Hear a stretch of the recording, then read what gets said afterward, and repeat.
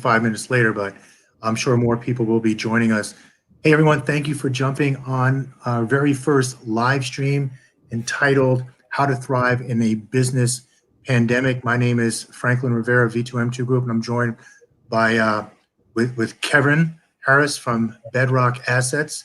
He's on here, and we're just gonna have a discussion. And before we get started, I'd like to just go over some house cleaning. I guess house cleaning, is that the right term? This is very relaxed, so we're gonna have a good time talking about some actionable insights related to our topic. So first of all, everybody is in listen and watch mode. So if you have any comments or questions, please feel free to put them in the comment section, and we will do our best in the final, I believe, 10 minutes to answer a lot of those questions that you might have. As I said, this is going to be recorded, so it will be available later. It is being streamed to my YouTube channel as well as V2M2's Facebook. But the video will be available for later. Okay. And last but not least, we have somebody trying to jump in on the live stream with us. I don't think they know how to join, but okay. Sorry about that. Last but not least, we want to thank our sponsor, Sweetwater's Coffee and Tea from downtown Naperville. Here's their information right there. Please feel free to follow their Facebook page at Central Park Place Cafe. They're located in downtown Naperville. Construction is halted. I believe it's going to start again pretty soon. But all those that are local to Naperville, he does have some specials that he's going to be offering to those that are attending this. Things such as a buy one, get one free drink card, as well as an exclusive invitation-only invite to their grand opening. So we have everybody that has registered. Make sure that if you have not registered, we do have your contact information so we can make sure that we get that to you. Otherwise, please comment on one of their posts on their Facebook page under Central Park Place Cafe with the hashtag Thrive. And we'll make sure that we're able to identify you and get those very nice incentives or specials or gifts, whatever you call them, out to you. So thank you very much, Sweetwater's Coffee and Tea, for sponsoring this. So great. We will get started on how to thrive in a business pandemic. And first of all, I'd really like to start with Kevin introducing himself, just letting you know a little bit about him. Yeah, so thanks again for everyone who joined us. I know it's been a full day, and we got about 55 minutes of information to share with you about some thoughts and some things to discuss. So again, my name is Kevin Harris. I've got a background in engineering and running businesses. I went to Howard University for undergraduate and got a degree in engineering, mechanical engineering. I went on to Georgia Tech and got a master's degree in mechanical engineering as well, with a focus on heat transfer. And then later on, I went and got my MBA from Kellogg at Northwestern University. I've worked in the oil and gas industry and manufacturing environments, oil field environments. I've run small businesses. I've run a very large business. I've run a $100 million chemical business. I've worked in functions such as finance. And then more recently, I've been in higher education working in facilities management. With Bedrock Assets, I've had my business for a number of years now. I provide coaching to small and mid-sized businesses on how to improve their profitability, how to drive their leadership capabilities, and in the end, how to be better businesses long-term. So I've enjoyed my tenure with my clients. I've enjoyed my tenure in the corporate environment with some fairly large companies. And I enjoy actually being able to share some of that with some of you today. And Frank, tell us about yourself as well. You've got an intriguing background. Awesome. Well, like you, I have an engineering background. So I am a graduate of West Point, United States Military Academy, West Point. After that, I went on to serve in the military for 5 years as a field artillery captain. After that, I got out and went into the pharmaceutical industry for about 20 something years, giving away my age here, but was a very, very successful salesperson in that. I also just had a real affinity for the digital world that we are all living in right now. So I started my first business actually in 1998, where I was building websites. Now, a lot of businesses laughed at me back then saying, hey, do I really need to be on the internet? But that was just my vision. I went on to get my master's with a finance concentration from Benedictine University. In 2011, I left the pharmaceutical industry and started my agency, which is a brand management agency. The V2M2 Group stands for Viral Visual Marketing. and management and been doing that for about the past 8 years. I'm also an adjunct professor of social media marketing and internet marketing, consumer behavior, and entrepreneurial management at Aurora University. Served on several boards, nonprofit boards in the city of Naperville, as well as what else? Oh, I'm also the chair of the newly formed Small Business Owners Committee to help business owners become sustainable, remain sustainable. So that's a little bit about me. So let me get into why we decided to do this. I read an article from the Harvard Business Review titled Roaring Out of Recession, and I just found it very interesting. And what that article said was they looked at about 4,700 companies over a period of 3 recessions. They said, okay, what have these companies done? How did they come out of this? And more importantly, how did they come out ahead of their competition? And there were 2 main things that they found out that they did. They actually did a combination of an offensive strategy and a defensive strategy. And I think now during this pandemic, we're seeing a lot of defensive strategies in the form of laying people off.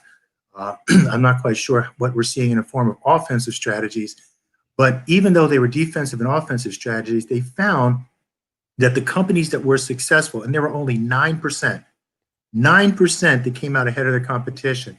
What did they do? And they did a combination of 2 things.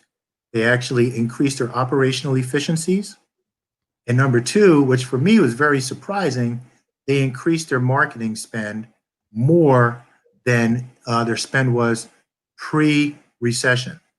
So that really kind of sparked off some things for me thinking, I'm like, you know what? I really think we need to have this live session and offer actionable insights based around those 2, the offensive and defensive strategies, and give some businesses just some things they can act upon to help them come roaring out of this recession.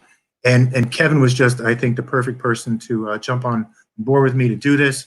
And so I want to start off asking you a question, Kevin, if you don't mind. Yeah, absolutely. All right. So I think the big thing is a lot of businesses are reducing their costs, right? So how can a business reduce their costs without sacrificing the future?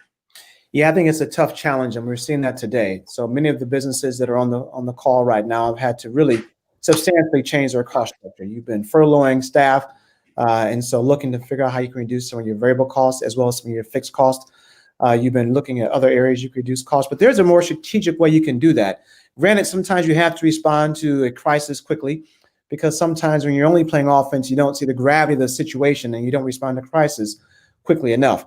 But now that you have gone through and done that initial crisis response, now's the time to be more strategic about it. And so you can use some efficiency metrics to begin to drive some of that. And so there's a way to reduce costs that will help your business longer term that's better than just cutting costs. Because what we've seen is, and I've seen this with some of my clients in the past, I've seen the businesses I've worked in, is we often reduce headcount, but we don't take away the work. We reduce our costs, but we keep the same level of work. And the result of that is, it's the old mantra of do more with less. But if we don't make ourselves more efficient or invest in technology and marketing, what do more with less really means is you're going to come out of this recession or this pandemic worse off, because you will have lower quality product or services, and you will be unable to meet your customers' expectations, and your competition will. And we've seen that over time when companies only cut costs but don't change their overall dynamic. The result of that is they end up worse off, which is one reason why only 9% of those who came out of previous recessions actually fared off better. And so that's one of the things we can take a look at. And again, there's many ways to look at reducing your costs. For example, when you want to begin looking at where you should begin to focus on, you can begin to highlight. You can almost use like a 4-box Boston grid, if you will, almost some Six Sigma techniques. You can use a Boston grid and actually decide what is your high value, low cost areas, what are your high cost, low value areas, and begin to trim those high cost, low value areas in a way that's strategic. You can also improve your processes. And what I found with some of my clients, as well as businesses I've worked in, and I've worked in businesses not only locally, but also around the world. I've worked in China, Romania, South Africa, Brazil, all over Europe, et cetera. And I see the same things time and time again, that they oftentimes don't go in and take a robust and really aggressive approach to redefine their processes to make them more efficient and thereby reducing costs. And then for your perspective, Franklin, I mean, we talk about marketing, and we're all familiar sometimes with the ideology of looking at cost and our cost structure. But this idea of investing in marketing, sometimes we think that that could be just adding more TV ads. What is marketing, and why is it important, and what is it not? Okay, so I think that the perspective I always like to offer, and even to my students at the college, is there's been a shift in what marketing is these days, and unfortunately, what we see is a lot of companies taking a traditional marketing approach and applying it to a whole new medium. So by traditional, I mean push marketing. As let's think of the Super Bowl. The Super Bowl is a lot of push marketing. Me, me, me, me. This is what we have. This is what we have. This is what we offer. Here's a sale here. We're open this time. Come in, come in. It's no longer like that. Marketing now is all about relationship building, which is why when you look at the top spends among big companies like Nike, social media happens to be one of the top marketing spends, with number one actually being content marketing. And of course, you need content to put out there in order to have things on social media. So what's happening is people are saying, let's just take this push marketing and move it over into the digital medium on social media. It's really saying I'm taking a commercial, and a Doritos commercial, and say, hey, eat my Doritos, and not really having any regard for what the needs, the wants, the desires are of your target market. So I think that that's where a lot of companies are struggling these days. The smart ones get it. There's a study that says when you actually use something like social media for customer service, there is actually a 19% increase in customer service satisfaction. I mean, think about that. So customer service no longer picking up the phone, but actually being very responsive to a customer's needs or problems or challenges, just like that. There's a 19% increase. So companies need to kind of take a step back and say, okay, what is it that my target market wants or needs, or really, what are they interested in?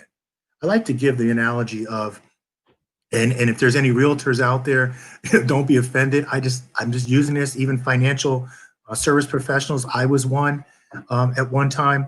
But a lot of times you'll get emails. Hey, the mortgage rates have gone down. Look at the homes that we have for sale. Hey, look, guess what? Why don't you invest in these stocks and bonds? I'm like, I have no interest in that at this point. I'm not in the buying stage of a home. But if they reached out to me and said, hey, you know what? School is starting. This is how you get your kid on the bus safely. Follow these tips. I'm like, wait a minute. I can use that. That's helpful. So because you're giving me things that are of interest to me, when I start to think of that business, I'm going to say, when I start to think of a need or a referral, I'm going to think, you know what? They actually are in tune with my needs and my wants. Why don't you call this realtor? Why don't you call this financial advisor? So that's where you really need to shift your thinking instead of it always being about me, me, me. And, Kevin, before you ask that question, I kind of want to interrupt you. Sure. And say, well, you're talking about cutting costs. And one interesting thing about that article was they said that the companies that reduced or had layoffs were not in that 9%. They actually fared worse. How do you explain that? What it really was getting underneath was not that you don't have to have layoffs sometimes, because businesses do need to sometimes variabilize their staff and have layoffs. So I think that's a reality. And sometimes you might use contract staff, and sometimes you don't. And so it's a fixed cost. And so if you look at your fixed cost base, which is things that it doesn't really matter how much you buy or sell, you have that cost structure. You do need to sometimes consider having to rebase that. However, when that is the primary strategy for the company to survive a business pandemic, to survive a recession, to survive a down cycle, is to first go to laying off staff, and that is the only strategy, then we see they don't really come out better. And we've seen that time and time again with companies where they'll lay off, and you see that, for example, in fact, it was a company just recently announced they're going to lay off, Amtrak's going to lay off 20% of their staff, right? That's a huge amount of fixed costs. So you get your cost reduction, but if it's not followed with a broader strategy around how you're going to bring some of the critical staff back, how you're going to find your markets, then you're going to fail. So what it leads us to is opportunity. Now is a time of great opportunity. Not just looking at your costs, because if all we do is try to survive, you'll never get to a place of thriving. you'll always just survive. And when you come out of this pandemic, the business could be in a place of purely survival. But now is a time of opportunity. And we've seen this before. I mean, we can go back in the early 1900s and see companies that were started because they saw an opportunity during a very difficult time. I mean, General Motors was started during a massive recession, and then we went into the Spanish flu pandemic of 1918, and that's when they really actually grew, and they began to grow through the Depression. Listen, General Motors began because a guy who actually didn't believe in motorized vehicles, he was a builder of horse buggies, but he saw an opportunity and he took advantage of it. And that's how we got General Motors started. A company that's worth $137 billion today with 160,000 employees. Now, that same company 100 years later did not see opportunity. And over time, they got stuck in only doing business one way, which was very traditional, only look at fixed costs and laying off staff, fearful of trying to find new designs, not really marketing in a way that caught the new generation well. And the result of that is they really lost the automobile market. They've maintained the truck market, but they really have sacrificed the automobile market to the Japanese. You know, the Hondas and the Nissans and Toyotas of the world have really taken over. And the next ones coming through are the South Korean vehicles and eventually Chinese vehicles. And now we have electric vehicles. They've not quite caught up to that. They've moved away from seeing the opportunity. Another example of a great opportunity that sometimes people may not realize is in the last recession in 2008 to 2010. There were some companies that saw this as an opportunistic time. Instagram began in that time. They saw there was a need for middle school students to have a platform for social media that was not quite like Facebook. They built the platform. They captured the audience because they saw the need. They marketed extremely well. They managed their costs, and they sold it for a few years later for $1 billion to Facebook. $1 billion. Right? Another example of that is Groupon. Groupon looked at during the last recession and realized there was a demand out there for coupons, but people don't like cutting coupons in the paper anymore. I mean, when's the last time you actually took your paper home and cut the coupons? I received those in mail today. You know what I do? I throw them in the shredder. But Groupon came along and said, listen, everyone has a phone. Everyone has one of these little guys right here, right? And with these telephones, it is very easy to go through coupons. And if I can automate that, I have a business model. And they did. And Groupon built that business model. And today they're worth over $700 million. Opportunity. This business pandemic is showing us we're going to do business differently. We're not going to fill up downtown office buildings like we used to. People are going to be working from home more than they ever have before. School is going to operate differently. So there's some opportunities out there for your business to see the shift. And instead of only being stuck on cost cutting and laying off more and more staff and therefore losing your capability, you also want to set aside some time, at least I would certainly encourage it, to see where does your business have an opportunity. If it's janitorial services, listen, janitorial services, I believe, is going to be the next big thing, only because that is a key to actually mitigating the risk for future pandemics, is disinfecting. So if you have a janitorial supply company or a janitorial services company and you already have clients, you can leverage that and you can grow it because there's a demand right now for that staff. It's a very labor intensive business, but high volume, reasonably thin margins, but you can make a lot of money doing that. And so those are some opportunities I see. I got a question. I have a question. So where then should companies increase expenditures then? Good question. So you've mentioned marketing, right? So your best companies drive marketing at a time right now because first of all, what they look at it, and you'll discuss it later, is how do I execute the marketing in a way that's semi-automated so it's efficient? The other place you invest your money in is potentially, depending on the size of your business, research and development. Now, there's some R&D you're going to cut right now. It doesn't make any sense. You look up and you see the portfolio of R&D that you have, and it's really not going to be something that you can really drive long-term because the payout's not going to be there. But you do have some areas in your research portfolio, if your company's big enough for that, that you might want to keep some of those diamonds and really take all those cost savings and invest some of that there.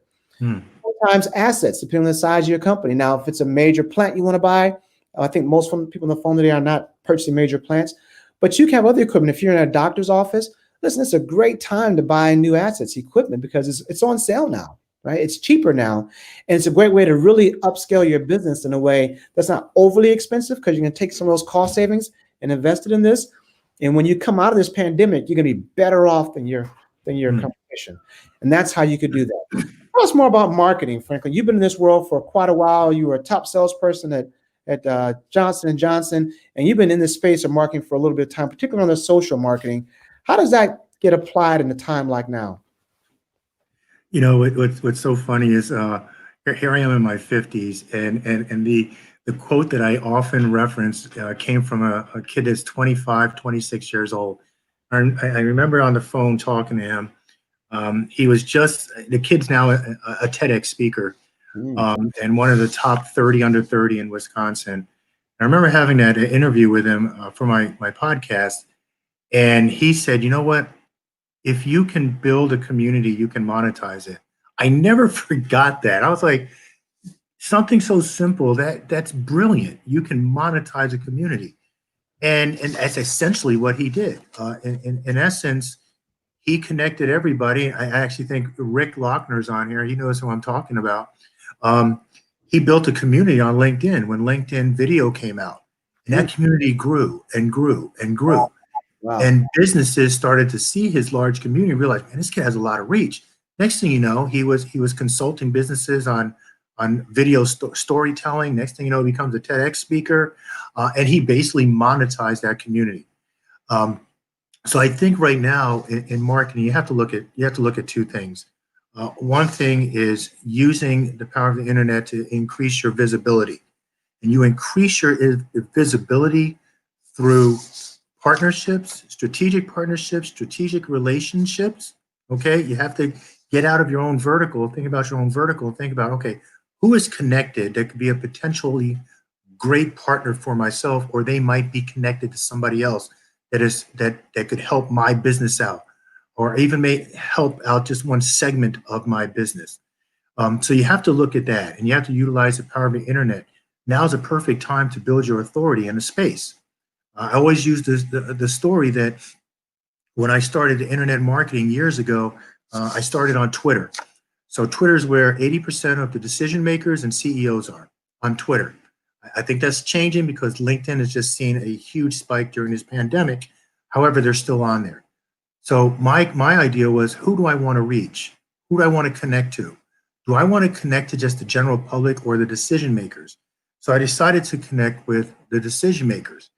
And after, I believe in 2015, I got an email from Twitter saying, hey, you're in the top 10% of Twitter accounts worldwide for most senior level management connections. Now you say, okay, so what does that have to do with business? Well, when I have proposals, when I reach out to business and say, hey, I can work with you, I can expand your social media, I leverage those connections that I have built through Twitter. And now they're connections on LinkedIn as well.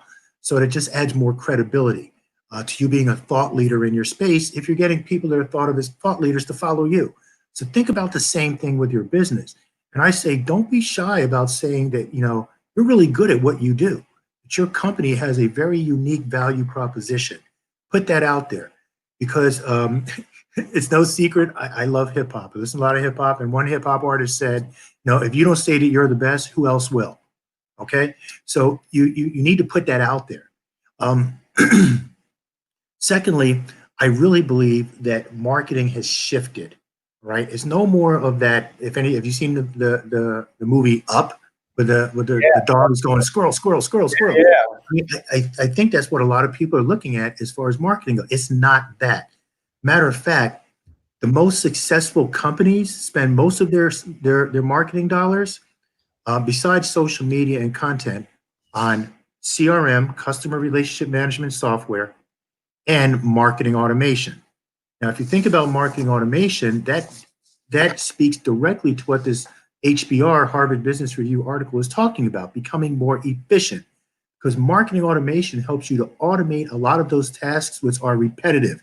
If you think of man hours spent on a lot of repetitive tasks, you can cut that out and then maybe reallocate those talents and those skills of that work person or that team member, that employee, do things that are going to be more valuable for your business. We recently worked with a client, that said, you know what, we've got somebody doing, we have a Dropbox, we have a Google Drive account, we have a proposal system, we have a scheduling system, we have a way for proposals to be signed. They had like 7 pieces of software. And one person was sending out all the scheduling, all the follow-ups, doing everything. And by the end of the day, after we looked at all of their different softwares, we said, no, we believe that we can reduce this person to having one task. And that one task was basically to tag a meeting after it's happened. Everything else was automated. Everything from the initial inbound from social media or the website. Someone came on, we're interested in what you have to offer. They put in their name and their email, boom, everything automated. So the time that it saved that company was huge. The money that it saved that company was huge. So when you think about marketing automation, you really need to think about efficiencies. How can I make my market more efficient? And my next point, Kevin, I think will speak directly to you, is you really need to focus on those elements of your business, service, or product that are most profitable to you. All right. You can't just say, hey, I do everything. I do this, I do that, I do this, I do that. You need to really evaluate your business and focus on those segments that are most profitable to you, and then market that. The low-hanging fruit, the opportunities that are out there, but a challenge that comes with that, and I've experienced this with my own agency and with some business owners, is it requires change. It requires a change of thinking, a change of processes, just a change of doing things. So, Kevin, what are your thoughts in regards to change management during these times? Yeah, so I think we are naturally, we've all heard, no one likes change. I think what I've heard the words I've heard best is the only ones who like change is a wet baby, right? So we don't really like change unless it's change that we see there's a benefit for us in. But if we can't quite see that benefit, then our nature is to resist it and to avoid it. I mean, even now, what we're seeing in the marketplace is that the world really wants to go back to how things have always been. So even in our workplaces, we're seeing how can we return back to work? How can we get people coming back to the office? And that's just not reality anymore. So those who can actually see the change coming, like the General Motors guy who was, running a horse and buggy operation, and he saw there's going to be change, even though motorized vehicles were not a thing that we all knew about, right? It was not something that had captured the market yet. He saw it and he went after it. All right, so now is a time of opportunity, and opportunity creates a chance for change. Even simple changes. So, for example, in your business, I'm a Lean Six Sigma Green Belt certified person, and I believe in the principles. And it's a fancy terminology. It's really about reducing waste, right? Being more efficient. And so, for example, if it takes your accountant, 3 to 4 weeks to generate your financial reports, then there's probably too much going on there. You can squeeze that down to a shorter period of time. If your cycle from creating a new product to getting it out the door is long, then you can find a way to shorten that, especially now if you have more time. Even things, for example, of, maybe you don't need that office space anymore. And that's a huge fixed cost. So maybe it's time to reach out to your landlord and look at rent changes, or even look at when you want to cancel that lease. And that you don't have to do it instantly. That's the beauty of this. In a time like now, you can develop the strategy, and the change is part of your strategy. You don't have to just jump off the ledge. It is possible right now to put change and incorporate into your strategy. Everything from process efficiency. So whether it's your hiring process, it's a great time. It's a great time to look at recruiting people, because you have a lot of talent that's out of work right now. Very good, solid talent. And again, you can't bring them all in, but it might be a good time to find what we call those superstars out there and bring 1 or 2 in if you're trying to hire people, and kind of begin to rebase and reload, because this pandemic will not last forever. So what is your process for hiring people? Is it efficient? Is it fast? And is it effective? So do you get quality people? Do you ask the right interview questions? How do you extract that information? Because when you're in front of someone for just an hour, you want to make sure you're asking the right kinds of questions, and not just get to their skill set, but get to their personhood, which typically only comes out when you ask questions that cause them to create a story. Tell me about a time in your life when, right? Those little things can improve your processes, shorten your time, and give you a better result. All that's around efficiency. And as I mentioned, it's time of opportunity. So it's also a wonderful opportunity to learn right now. This is a great opportunity if you're a leader where you can really improve your leadership skills. Listen, Franklin, as you know, it's in times of crisis, especially the person who's out of West Point, who has fought in the war. It's in times of crisis when leadership is defined. And now we are in a crisis. It's not so easy to see our way through. The leaders out there who can find a way through, cast the vision to their staff, cast a vision. Maybe you're a solo entrepreneur, right? It's just you. So you're casting a vision to your customer set or to your suppliers of what you want and what you see. And you begin to create this market. You begin to create something that's a little bit different because you see something. So if all we're doing as leaders is solely focusing on hunkering down, the reality is we cannot save ourselves to prosperity. Let me give you some other examples of people who have done some things in difficult times and created new opportunities. Uber. Actually, let's stop before we go to Uber. We'll stay with Uber. Uber was created during a time when someone said, I want to do something different, right? And they created Uber.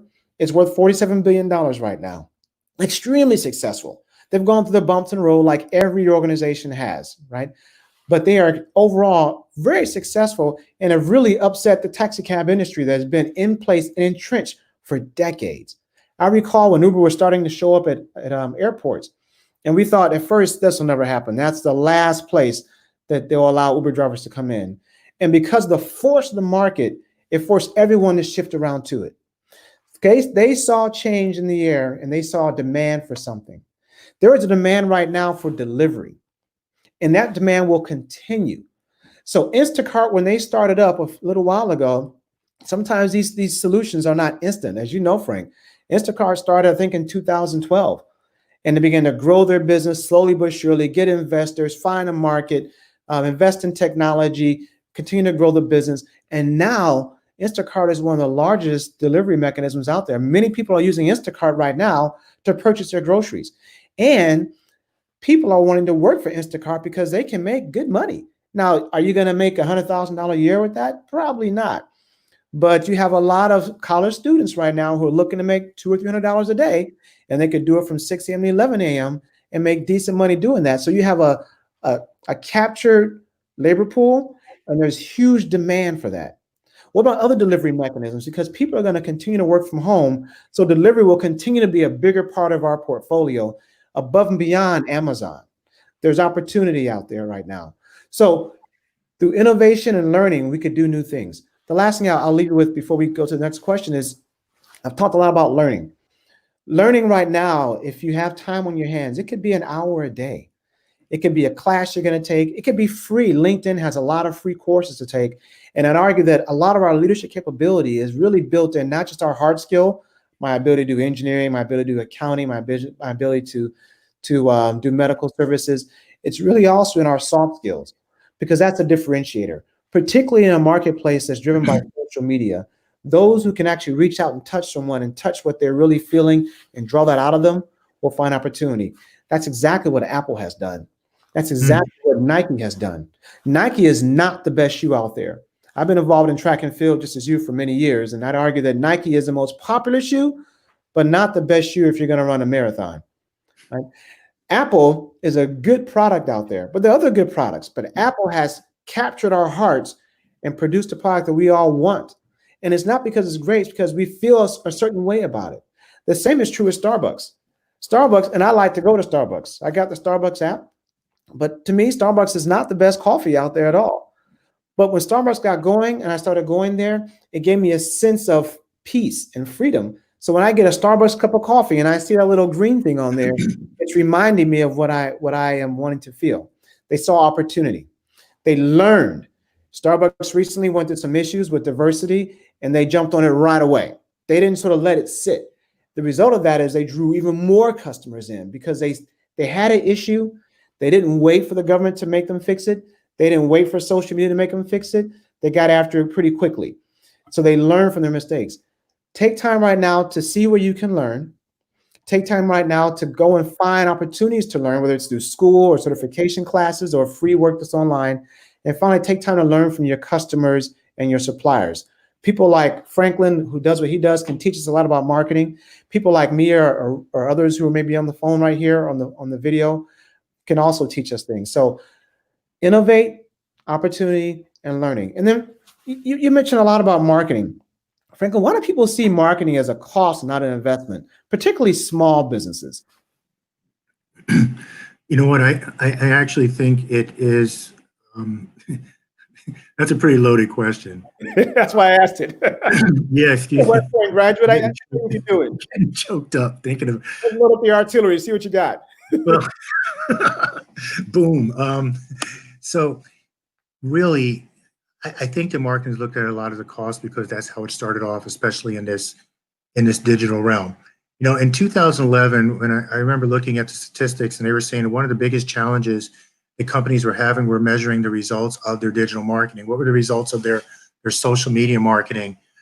How is that calculated? Now, it is my belief, and this is only my opinion, that it wasn't calculated because they didn't know how. Agencies didn't know how. I think you had a lot of marketers that were, I'd like to say creatives. They were photographers, videographers, said, hey, look, we're on social media, we can do this. But they really had no idea for business or really what mattered for businesses. And I would argue that it's increasing your bottom line, remaining sustainable. But as long as the checks were coming in, people were getting paid, they said, hey, I'm getting you visible out there, shiny object syndrome, everything is fine. So nobody's really measuring it.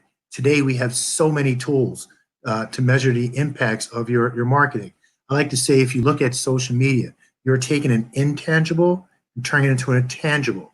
The intangible are, it's not a product that can be purchased. However, as you grow your follower base, as you grow engagement, which is even more important, that means people actually engaging with the content, commenting, sharing, liking. You're starting to turn them into now a paying customer by engaging with them. Now you have your value proposition. They say, oh, you know what? I kind of really like what you're saying. I'd like to, let's talk about doing business. Let's talk about your product. Okay. So that's taking an intangible and turning into a tangible. I don't need to get into the weeds and how you can actually measure the result of your marketing, but with things such as Google My Business, where you can see where your marketing is coming from or where your traffic is coming from, whether it's phone calls, website visits, people looking at the maps. If you take something as simple as a customer lifetime value, how much am I making from this customer in a year? Okay. What is going to be the average that I'm making from this customer through the lifetime of having them as a customer? What is the value of a referral? Okay. Those are a lot of things that can be measured. And I really think it's up to marketers to give you that information, because otherwise you're going to be looking at it as, well, this is a cost, this is a big line item, and what in the world am I getting for this? But if you realize that I'm spending X amount per month, but you know what, they've sent me 100 people to my website, and my closing rate happens to be maybe 5%, which is actually the average closing rate from website visitors. All right, how much do I tend to make off of that 5%? And if you are not closing those customers, it becomes another issue.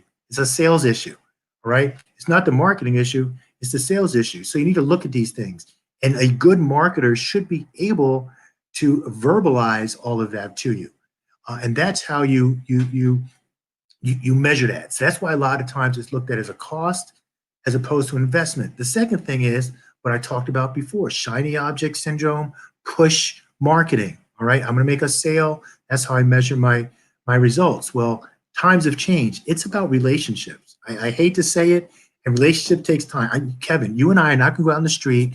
Well, our wives will kill us. We're not going to meet somebody and go, hey, can I get your number? Let's get married. No, you got to build a relationship. Right. You and I have built a relationship over years. You didn't automatically trust me. I didn't automatically trust you. We had to listen to each other, learn from each other. That's what marketing is these days. And as a matter of fact, I would challenge everybody that's on this call. If you're a business owner, there's a study that basically says millennials, that a business owner that is online, has a digital presence, millennials feel that they are better equipped to take a company into the digital age than one that is not. If you look at the CEO of Campbell Soup, she's on social media all the time, on Twitter. So I would say, you need to get out there and make yourself visible as the face of the company, because nowadays people want to know with whom they're doing business, not just what you have to offer. I hope that answered your question. That's really But, but you know what? This is so, we're kind of getting towards the end here. This is so easy for you and I to talk about. This is what we do. We're talking about people spending more money, changing, and this really has to be kind of daunting for a leader, out there. How does a leader, navigate through all of this and keep their people happy, keep their company going when they're saying, you know what, we are going to be shifting direction? How's a leader address that? I think it is a saying that says, write the vision and make it plain, that whoever sees it can run with it. I think as a leader, the first key, and we often bypass this, sometimes we consider it a soft sort of thing to be doing, but this is kind of built in history over the last several thousand years. It's true. Write the vision and make it plain. What is the vision for my business? And what do I see it maybe a couple of years ago? But now what do I see it? And what do I see it 1 year from now, 3 years from now, 5 years from now? Write the vision and make it plain as a leader. And that takes time, because when you write the vision out, we kind of know it in our head sometimes as leaders, as business owners, but we can't quite articulate it to people who work for us or to our customers that are suppliers. And so we're trying to write it out in a way that others can understand it, so it's crystal clear, and it has to be compelling beyond just making money. So if we can make the business venture and the reason for it beyond making money, we have a chance, especially as we begin to work with the millennials of the world, who are, frankly, I think the oldest millennial right now is almost 40 years old. So they're in that kind of the mid-20s to almost 40. And the generation coming behind them, they really want to be around organizations that have a broader vision than just making cash. And so most of your organizations can kind of find a way, and it's okay to make a lot of money, but perhaps you can also be very active in your community. You could be on various nonprofit boards, and maybe you put some of your staff on those nonprofit boards. It's a small commitment of time that has a huge community impact. That's one of the ways we can make a difference as leaders in our organizations, by writing that vision down. Second is developing your leadership capability. I had a client that was a nonprofit that I worked with for a good while, and what they wanted to do is build their leadership capabilities. So they brought me in, and we did a multi-session workshop. And it wasn't just sort of getting in front and talking, if you will. It was very engaging. So how do we build something? They go and build it. It was multi-sessions after that. So you begin not only just to hear what you need to do, but do it. And then there's also some things we could do as leaders around what change do we need to make. There's a book I recently read. It's a little bit of an older book, but it's called The Purple Cow. Excellent book. And one of the things that book really began to articulate, which I certainly enjoy, was sometimes being safe is risky. Sometimes being safe is the riskiest thing we could do. That's exactly what happened to General Motors. They got too risky, they got too safe, and as a result, they really lost their footing. Another example of that is a company that was being safe, but in some respects, it took the opposite perspective. They were too risky, and now you don't hear much about them. And it's Hewlett Packard. Hewlett Packard, in the article, if you read it, Hewlett Packard took an aggressive stance. They did no defense. They only did offense, right? They had a growth strategy, and they drew in people, because when you have a growth strategy, people who like growth are drawn to you, which is a good thing. But they had no one to check the crisis. So all they had were just growth agendas around buying companies, getting new products. They invested heavily in R&D. And I mentioned we should invest in R&D, but sometimes you have to trim back other places so you can afford to invest in R&D. Right? They only had offense, and they failed miserably. They purchased other mediocre companies. And again, history shows us that when we align ourselves with mediocrity, we get worse. So we want to align ourselves with partners who are actually as good or better than us, so we can become better, right? And so as leaders, we have to be able to see these things, but we can't see these things if we find ourselves 16 hours a day only looking at cost cutting. Again, hear me clear, as you and I talked about, Franklin, cost cutting has its place, and it is important, right? It's how we do it, and then also making sure we pull aside some time to do some of these other things. How can I create new products or services? Before, medicine was only done at the doctor's office. Today, there's telemedicine. Now, telemedicine existed before, but those who had invested in telemedicine are now able to reap the benefits of that. And if you're in the medical field, you see opportunities right now because you can do medicine in a different way than you did before. But if we try to go back to what we did before, not going to quite work. As a leader, we have to be able to see that. And in everyone who's listening in, you're a leader of your business. You're a leader of your environment. If you have a tutoring business, this is a great time to be in a tutoring business. Why? Because there's more and more remote learning. A lot of people are very uncomfortable, parents teaching certain subjects to their students. They may not be very comfortable teaching math to their students, especially the new math that we have. You know, sometimes people don't equal 4 anymore, right?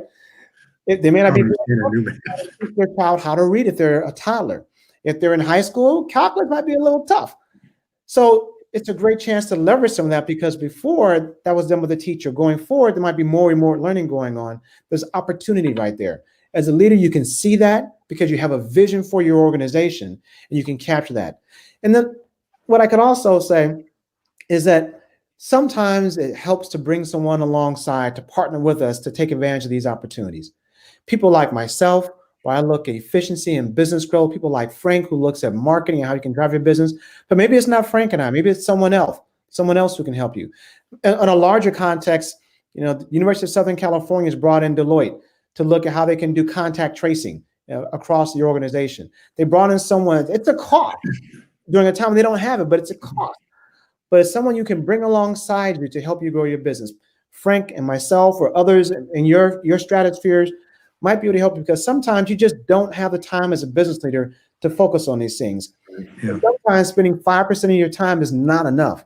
So you get someone who can focus on it, drive the delivery, you make it crystal clear what the expectations are, what you're going to pay for and what you're not going to pay for, and they can help you really accelerate the process to success and accelerate the process to be able to thrive. So you could be like a Groupon or a former General Motors, or more, maybe you're going to be more like TikTok, who has really taken social media by storm, right? Yeah. It'd be like Facebook, who recently, if you read the Wall Street Journal, they are now looking at permanently allowing their staff to work from home. Now, they didn't say, work from home, everyone on day one. They have a multi-year plan how they're going to do that. But imagine the opportunity. First of all, if you're in facilities management, you want to look at selling off assets because you're going to be in the property removal business.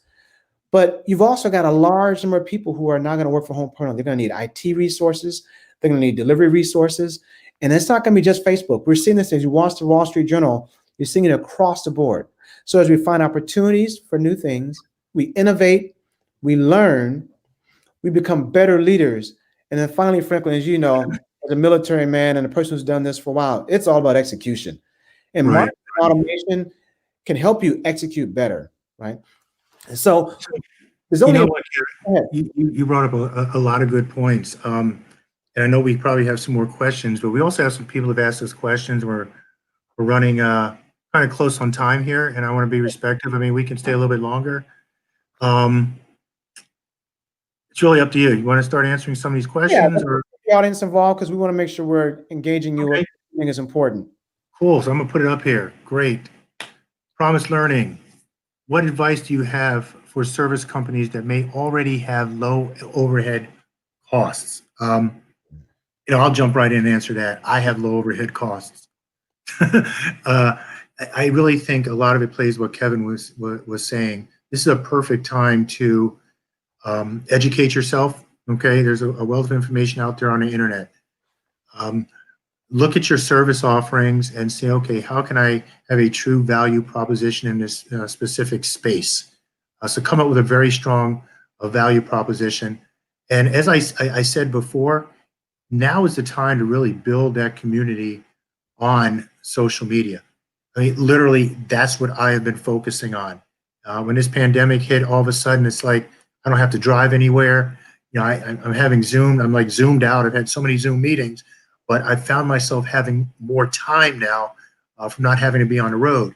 And I've used that time to increase my visibility online. I've seen my LinkedIn go through the roof. The whole V2M2 group has seen our social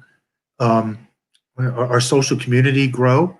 And now is a perfect time to do that. So that's my advice that I would say. Utilize the power of the internet, the amount of people on the internet right now, and also educate yourself some more. You have any an answer to that, Kevin? Only I would add to that is that if you have low overhead, which means you have low fixed costs, you have the potential to have a advantage over your competitor set. And so now is a really good time to see who are your new potential customers out there. Hmm. Like your business is focused on physics, physics tutoring. And so where are the students of tomorrow and how can they access you differently than how they're accessing you today, particularly if they're not going to be on campus or in the school all the time. Other questions? Awesome. All right, here's another one. This is pretty unique. How has the investment community responded to the evolving situation? Is project finance tougher to get? So I'll let you answer that question. Yeah, that's a good question, Christian. And so I'm glad you asked that. I think what we're seeing today is, yes, financing is tougher, but there is always money out there for good ideas, right? The issue is that there's a lot of mediocre ideas and people used to throw money at that just 3 months ago. But when the market crashed, all that kind of went away. But there's always money out there for good ideas. And I mentioned some companies earlier that came about during recessions when the money tightened up, when the markets began to squeeze, and they got funding. I mentioned Uber, I mentioned Groupon. One I didn't mention was WhatsApp that came out. And WhatsApp today is worth $19 billion. And they came out with an opportunity. So yes, the money is there, but it's only going to be for excellent opportunities. And I think what's happening is there's a sea of sameness out there right now for kind of average opportunities with average return on investment, average profitability. There's not a lot out there that has real true market growth that's game changing. And when you lay a vision out there before your investor, well, this could be game changing and not just incremental growth, I think there's opportunity out there. Good question, Christian. Awesome. Thank you. We have another question from Promise Learning. I agree that engaging with existing social media base is key. How does a small business go about building that base? I can start off answering that. Mm-hmm. Really, I think the best way to go about building that base is to become an authority in your space. That can be done several ways. That can be done through sharing articles from reputable sources. I know when I first started out, I shared a lot of articles that business owners were interested in, on topics they were interested in. How do I keep good employees? How do I become a good leader? Should I be an S Corp, C Corp, LLC? Things like that. How do I make my employees happy? Rarely ever talked about marketing. And I would share those from sources like Inc., Inc. magazine, Business Weekly, Small Business, Entrepreneur magazine. That's one way. Now with the power of video, I think that has really taken over. So if you feel comfortable in front of a camera, just talk about a thought that you might have. Give some advice. Give a review on something that you've done. Just show your level of expertise. And this is where I think a lot of people get very uncomfortable is you tend to think, you know what, everybody else knows that. Why I won't even talk about that? Everybody knows that. Well, you'd be surprised. A lot of people don't know what you know, or they don't know what you know, if that makes sense. A little different emphasis on the you there. So put yourself out there, and you'll find that people will start connecting with you. And here's a little tip on LinkedIn. Tag people on your posts when you put it out there. So tag means do a little @ sign and mention their name. It'll pre-populate in your post. That way you're reaching a lot of people that respect you. They know that you're smart, and they'll tend to share your content with their community. A lot of times I'll even tag a university that I have no affiliation with. When I did this HBR article, I tagged Harvard University. My cousins went there, but I don't know anybody there now, but I tagged them so that it would hopefully reach their community. So that's one way that you can start building your base. And be patient, because it takes time. You want quality, not quantity, okay? You want quality people connecting with you, but always give them something of value. And I would say do it through reputable articles and video. Very good. Nothing to add. We have Okay. a couple more questions. Awesome. Let's see if you have any more.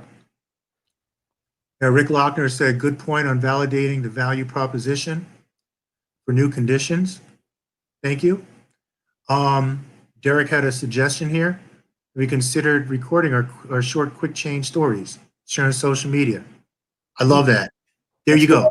That's another great way to build your base. Derek said it right there. Okay, here's a good one from Freeman. What advice do you have for individuals that are a bit too close-minded during these times? So if it's I've seen a lot of I've seen a lot of marketing specialists lately using more outdated means of marketing. I think this one I'm gonna have to kick over to you because it's around marketing. What are your thoughts on this, Franklin? What advice do you have? Yeah, I'm a big person of lead by example.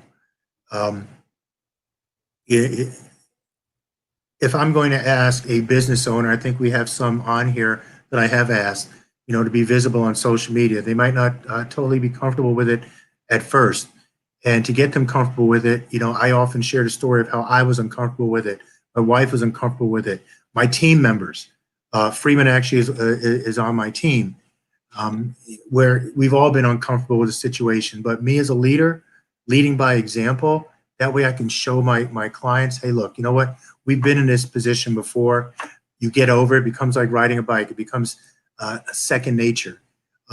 Closed-minded, I also say leverage the talent that is within your community. I know we're a little bit over time.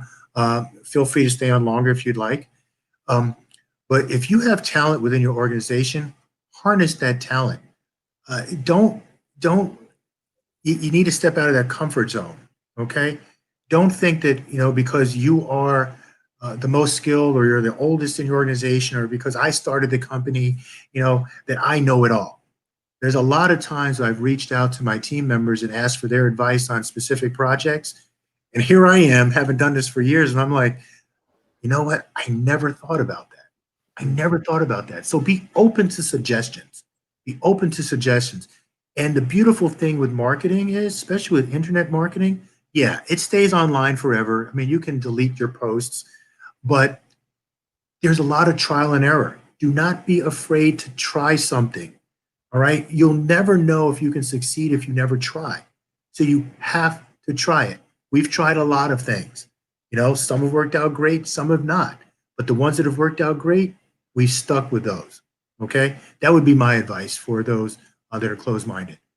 We have anything else? Oh, here we go. One from Benny White. What do you think will be the top 3 business changes during the post-pandemic era? That's a good picture, you, Benny. Look at that. Question. So I think there'll be a few actually. One, I think we've talked about, which is I think the remote working will be a thing of a fact going forward. I think a lot of companies, both big and small, were considering it. It's been a part of the culture, but it's kind of been a small part of what they do. And we were forced into it quickly, but it's proven that the technology can work. Zoom, WebEx, Google, there's all sorts of applications and platforms now that are proven to work. And so I think that'll be a new era, which means that people are going to work differently. I think it's also going to impact travel because although we know, and I'm a big believer in face-to-face meetings, especially initial meetings, you get that trust factor built up. But after that, we've shown that you don't necessarily have to travel because the platforms work. So I think one is around remote working. The second is around how do you find opportunities when everything is shifting underneath us, right? So we don't know if there's going to be a resurgence. And if there is, what do we do then? We don't know what the future is going to look like. And so I think businesses putting together really robust pandemic plans is going to be the thing of reality. I think pandemic plans in the past have been something we thought about. Some big businesses have them, but they were not very robust. They're fairly thin. They weren't really practiced. And if you're familiar with safety culture means you have to practice. You have to fire drill it, right? And so when you do those things, you become better. I think companies, particularly small companies, will have to build a pandemic plan because small companies are impacted more when there's a pandemic like this. And the chance we'll have another one is actually pretty likely. And so it may not be as bad, we don't know. But I think the second thing will be building a really robust and solid pandemic plan. And then second, I think companies will have to take a different look at how they're being efficient. I think what we've done in the past is a lot of incremental change, not revolutionary change. And I think this pandemic has caused us to see that there is a time where we can do revolutionary change without overdoing it, without just having only offense. You have to have defense as well. And so they look at trying to create new change as more than just a small step change, I think I read an article that says, we want to do more than just optimize the color of gray in the house. right? Is it gray blue? Is it gray green? Mhm. We've been doing a lot the last few years. I think this has shifted us to think differently around how do I get a new house? How do I get a brand new color completely that changes my whole dynamic? So I think those are just a few things we're going to see. I think there'll be quite a few though as we go forward. Education is changing, hiring processes are going to change. The face-to-face hiring might not be the same anymore. All those things are going to evolve. Banking is shifted. So lots of changes in the days ahead for sure. What are your thoughts on this, Franklin? I think the biggest thing that stands out in my mind is I actually think that mediums or platforms such as social media marketing are going to be taken a lot more seriously. I believe that it was always thought of something that was for the young people, that it was something that was not really necessary. And now we find that those companies that have already built up that community online, those that have already engaged with their followings, have built such a loyal base that now they can expand that with actually really no additional cost other than maybe time. And the ones that never really took time to build that community online are scrambling to do so. And be honest with you, people see it as scrambling. That's what it's being viewed as. You never had a relationship with me before. All of a sudden, you're asking me to follow your page and to like you and to comment and share. So it's and you mentioned it earlier when we were talking. You said, social media right now is not an option. It has to happen. It is now ingrained it should be a ingrained part of your business plan moving forward. So I think now it's just going to be taken a lot more seriously. And I do think that people are going to be looking at leveraging technology a lot more to become both more efficient online as well as in their operations. So We're probably a bit over time. I know we've had some questions come in. If there's one more, maybe otherwise, we might want to look at wrapping up. We're going to consider doing some more of these. We'd love to get your feedback on if this has been helpful or not, or what you'd like to see in the future. As I mentioned before, Franklin and I offer consulting services, so we're happy to help you in your journey, whether it's around marketing or business efficiency or effectiveness, or if it's not us, maybe there's someone else you think is in your community that might be able to help you as you go along. We wanted to take a time right now to just encourage small and medium-sized businesses that you can thrive in this environment. This is a great opportunity for change. It's a great opportunity to take full advantage of it if we change our mindsets around that. And we wanted to encourage everyone with that. So are there any other questions? If not, Franklin, I'll let you have the last word. all right, awesome, thank you. No, I am sharing our contact information here just in case. And I really say that take advantage of those people that are very good at what they do as far as consulting goes. I know we have quite a few consultants here on the line. We have leadership consultants, we have organizational development consultants, marketing consultants. Please take advantage of those people because you might look at it as a cost, but it really is an investment that's going to reap huge rewards down the line. So like Kevin said, we are looking at doing more of these. We'd really like to be a resource to you. If you happen to be a subject matter expert, please shoot us an email. We'd love to get you on the program and have a discussion just like this, okay? And here's my contact information. Again, thank you everybody for jumping on, and this will be recorded for future viewing. Take care. Thanks, everyone. Thank you. Bye-bye.